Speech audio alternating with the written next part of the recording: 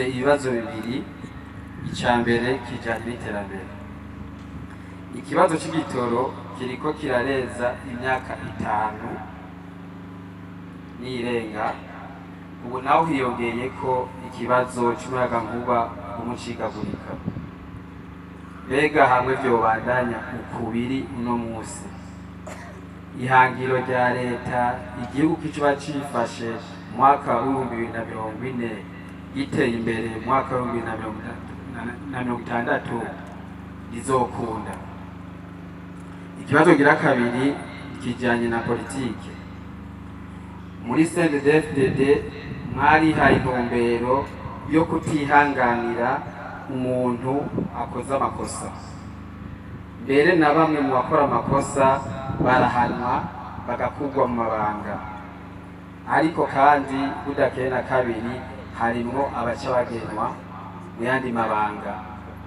Mbega umugambo CNDD-FDD mwabonye yuko guha amabanga uwakoze amakosa ari igico gihano gikomeye? Abarundi barakeneye kumenya ivyo baba bononye ko biba byatunganijwe mu gihe umuntu amaze gukurwa yagirizwa amakosa. Murakoze gira iteka. Nije nitwa Jacques Rukuru, nkorera iGospel FM, nje nkukurutse muri radio y'igihugu. Bazi ibibazo bibiri.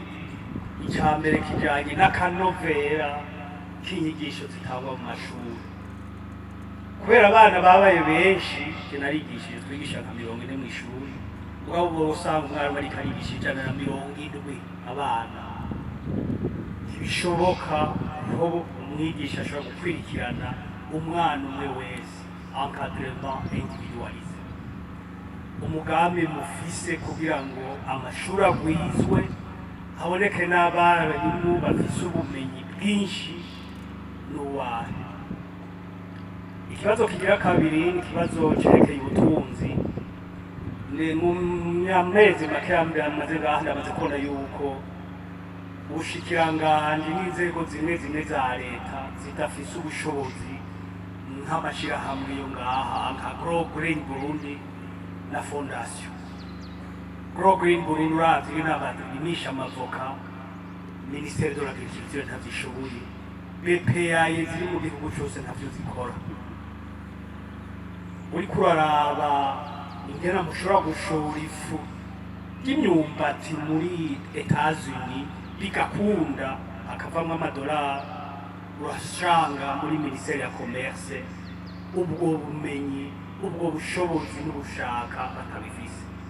Mwofasha iki mu mugambwe no muri Fondation Pax kugira ngo ubwo bumenyi, ubwo bushobozi n'uburyo biboneke?